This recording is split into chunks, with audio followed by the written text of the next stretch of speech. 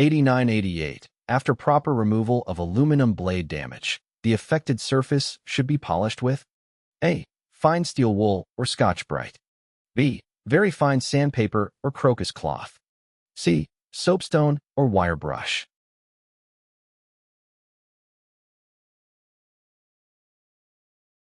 The correct answer is B. After proper removal of aluminum blade damage, the affected surface should be polished with very fine sandpaper or Crocus cloth. Sandpaper or Crocus cloth with a very fine grit is used to achieve a smooth and polished finish on the repaired area. Q8989. When preparing a propeller blade for inspection, it should be cleaned with A. Mild soap and water. B. Steel wool. C. Methyl ethyl ketone.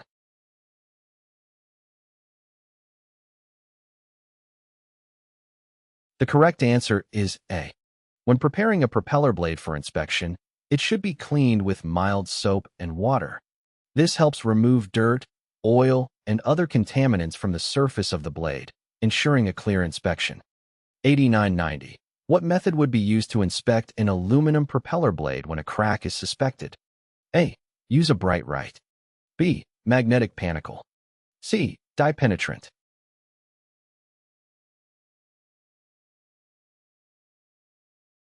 The correct answer is C.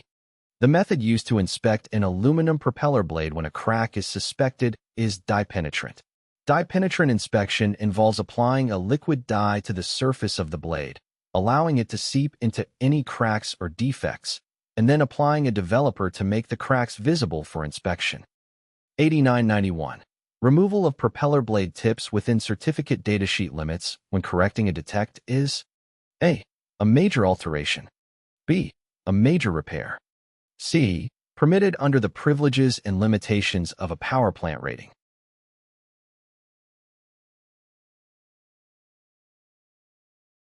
The correct answer is B.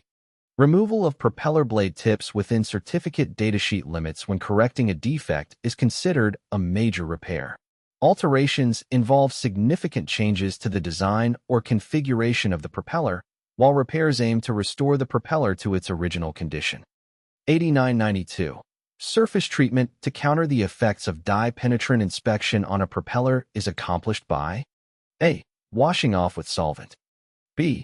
Wiping with alcohol. C. Rinse the blade in iodine solution.